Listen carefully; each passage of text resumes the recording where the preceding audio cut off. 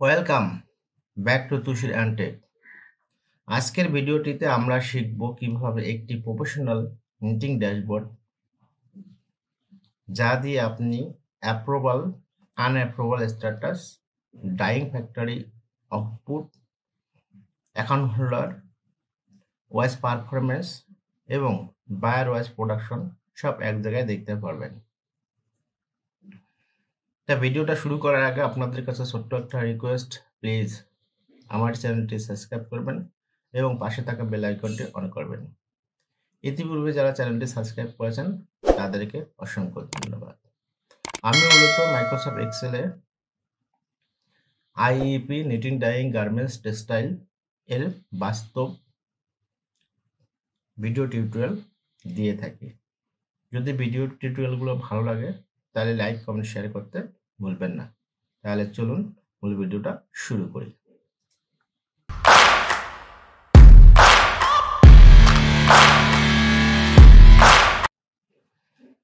আমার কাছে সিম্পল একটা ডাটা আছে। এই ডাটা থেকে যদি আমাদেরকে এরকম একটা পিভট টেবিল তৈরি করতে হয়, অর্থাৎ নিটিং ড্যাশবোর্ড তৈরি করতে হয়, কিভাবে তৈরি করব, কোন প্রসেসে, তা নিয়ে আজকের এই টিউটোরিয়াল। তাহলে সর্বপ্রথম আমি কি করি, এই ফাইলটাকে আমি ডুপ্লিকেট করি। যেহেতু আমি ফাইলটা ইতিপূর্বে তৈরি করেছি, এটাকে আমরা কপি করি, এটা একটা নাম দেই, এটা প্র্যাকটিস।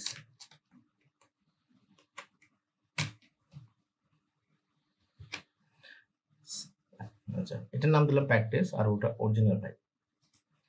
তাহলে আমরা কি ওভারভিউটা তৈরি করতে হবে। আগে আমাদেরকে ডাটাটা সবকিছু আমি ডিলিট করে দিলাম,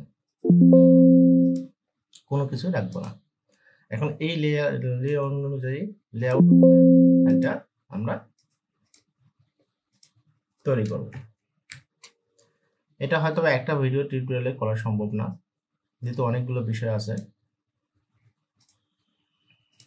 এখন আমরা মূল শীটটা ওপেন করি। আজকে আমরা সর্বপ্রথম এই লেআউটটা নিয়ে আলোচনা করব। তাহলে আমাদের প্র্যাকটিস ফাইলে এখানে একটা ওভারভিউ নামে তৈরি করে একটা এক্সেলে কিভাবে ওয়ার্কশিট নিতে হয় সেটা অবশ্যই জানেন। এটা হচ্ছে আমাদের এখানে যা নামটা আছে ওভারভিউ। তাহলে সেম ভাবে আমরা এখানে রাইট বাটন ক্লিক করে নাম ওভারভিউ। আচ্ছা, সবগুলো বড় হাতে দেই, ওভারভিউ। এরপরে আমাদের আর কি আছে, তারপরে আছে পিভট টেবিল। আচ্ছা, পিভট টেবিল আমরা পরে নিয়ে কাজ করি। ওভারভিউ সর্বপ্রথম কাজ কি আমাদের আছে, এই ডাটাটা স্ট্রাকচারটা তৈরি করা। তাহলে আমরা এখান থেকে সিলেক্ট করা অবস্থায় আমাদের যতটুকু প্রয়োজন একটু বড় করে নিলাম, এই পর্যন্ত। আচ্ছা, তার আগে আমাদেরকে গ্রিড লাইনটা অফ করে দিতে হবে।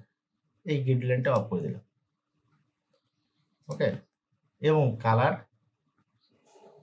ফিল কালারটা আমরা একটা এই ফিল কালারটা দিলাম আমাদের মূল শিটেও।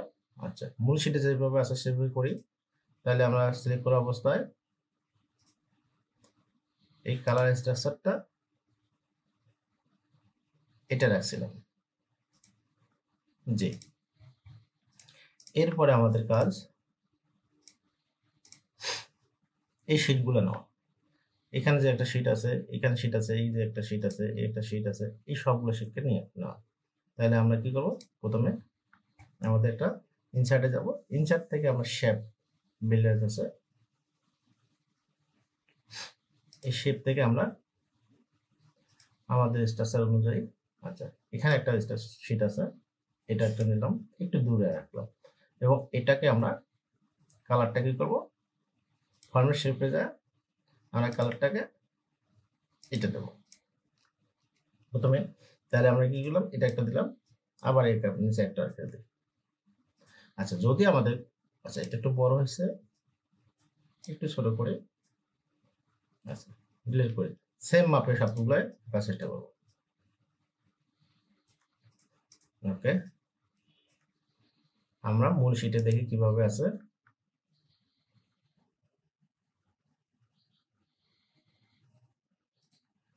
মূল শিটে আছে এটা সব থেকে শুরু করে এই পর্যন্ত।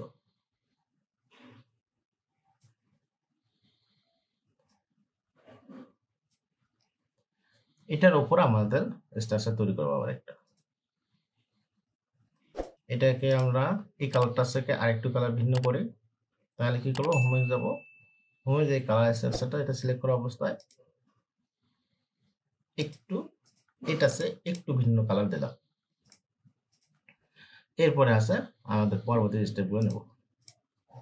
পরবর্তী স্টেপগুলো আবার সেম কাজ করব, শেপ নেব, শেপগুলো আমাদের তৈরি করতে হবে এবং এটা হচ্ছে বোল্ড অর্থাৎ রেক্টেঙ্গুলার নেব। এইখানে আমাদের নামটা দিতে হবে নিটিং ড্যাশবোর্ড। সেম করলাম। আমরা এইগুলো একটু সমস্যা নাই, এটার নাম হবে নিটিং ড্যাশবোর্ড। এটা আমরা কালার স্ট্রাকচারটা কি দিয়েছিলাম, কালার স্ট্রাকচার সেম আছে।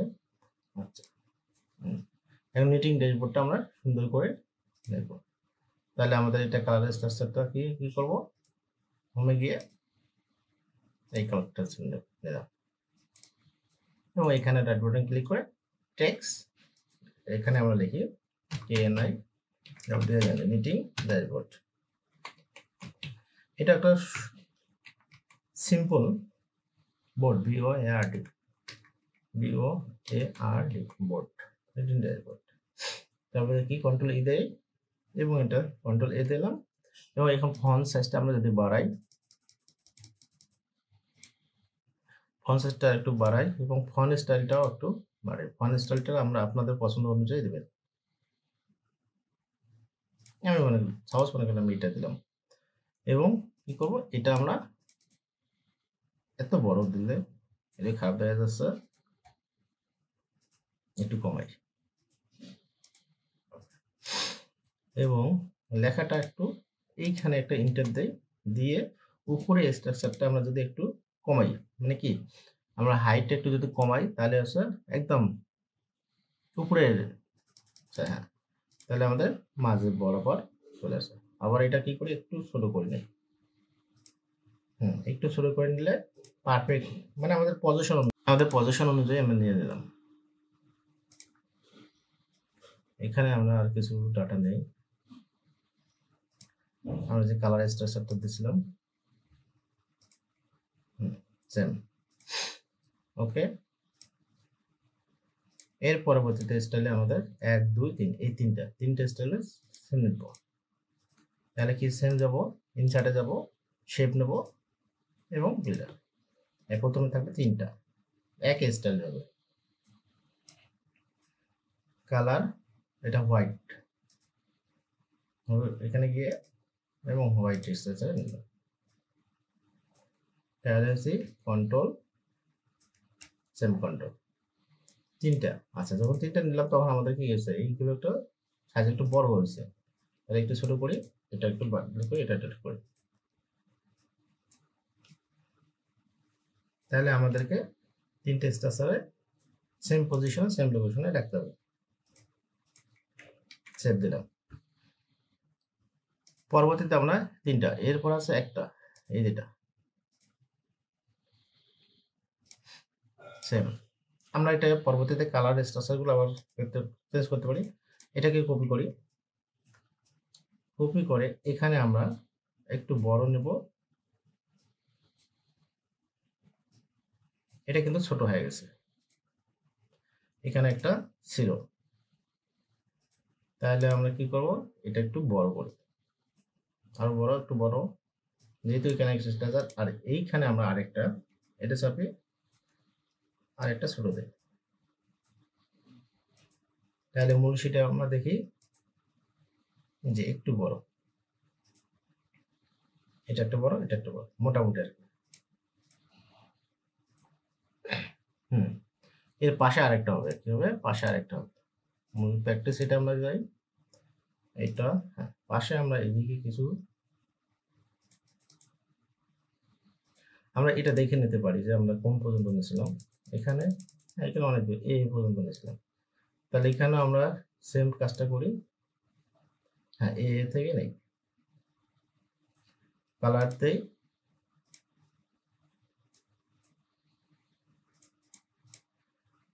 তাহলে হচ্ছে আমাদের এটা আর একটু সরে দেয়। এখন এটাকে আমরা কপি করি, কপি করে এখানে আমরা ছোট্ট একটা বসাবো। আজকে আমরা জাস্ট কি ওভারভিউটাকে ডিজাইন করতেছি। নেক্সট ভিডিওতে আমরা, আপনারা একটু ভিডিওটা শেষ পর্যন্ত দেখবেন।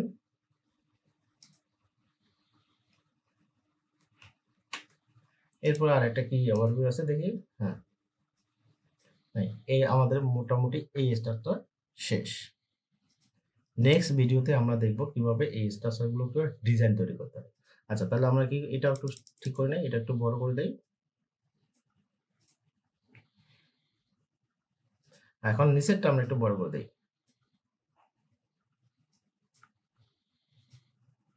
ওকে, নিচেরটা আমাদের বড় করছি। নেক্সট ভিডিও দেখার আমন্ত্রণ জানিয়ে আজকের ভিডিওটা এখানে শেষ করছি।